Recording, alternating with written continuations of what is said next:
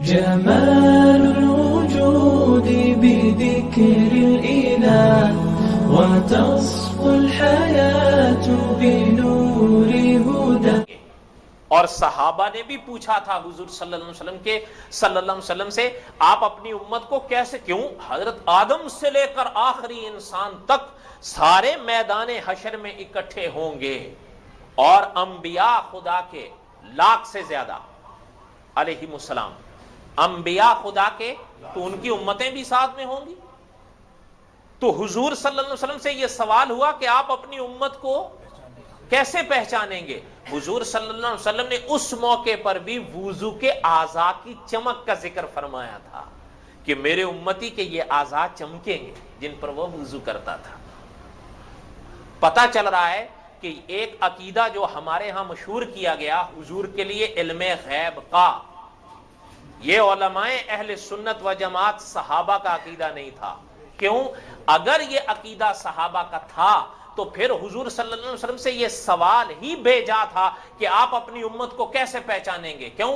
عالم الغیب جو ہوتا ہے وہ نشانیوں سے پہچانتا ہے یا علم سے پہچانتا ہے؟ وہ علم غیب سے خود ہی پہچانے گا.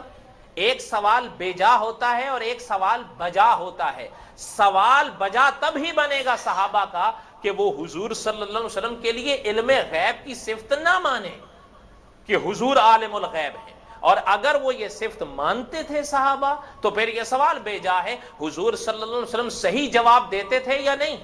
حضور فرما سکتے تھے کہ بھئی کیسا بے تکا سوال کر رہے ہو، ہم عالم الغیب ہیں، ہم ہر چیز جانتے ہیں. پھر یار میلی کہہ دیتے ہیں جی حضور عاجزی فرما رہے تھے. علامہ خالد محمود صاحب نے اس موقع پر ان سے سوال کیا ہے کہ صرف یہ بتاؤ کہ حضور صلی اللہ علیہ وسلم کا فرمان سچ تھا یا سچ کے برعکس تھا. یہ کون سی عاجزی ہے کہ اس میں کیا جھوٹ جائز ہو جاتا ہے؟ نعوذ باللہ.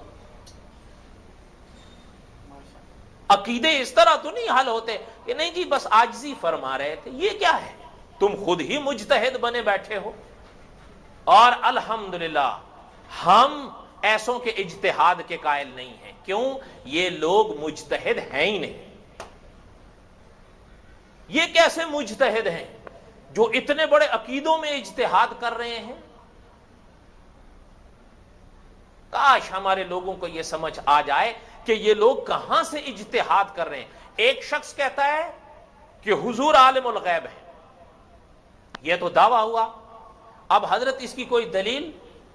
تو کہتا ہے کہ ایک خواب دیکھا گیا اور خواب کے اندر حضور صلی اللہ علیہ وسلم خون اکٹھا کر رہے ہیں اور فرماتے ہیں کہ یہ حضرت حسین کا ہے.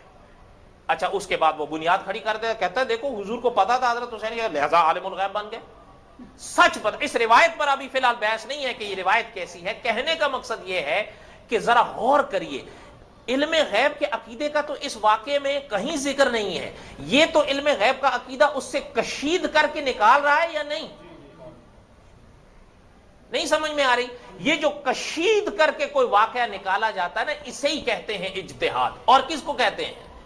اور اجتہاد کا حق مجتہد کو ہوتا ہے، غیر مجتہد کو اجتہاد کا حق نہیں ہوتا. اور پھر اجتہاد ان مسائل میں کیسے ہو سکتا ہے کہ جو خود قرآن پاک میں عقیدے کی طور پر چمک رہے ہیں؟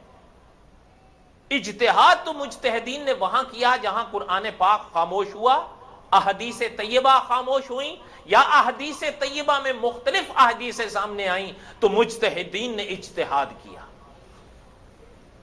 ایسے عقائد پر تو قرآن پاک میں خود دلائل موجود ہیں، تو وہاں اجتہاد چے مانا ہے. اور پھر اجتہاد بھی ماشاءاللہ وہ کر رہے ہیں کہ آہا سبحان اللہ.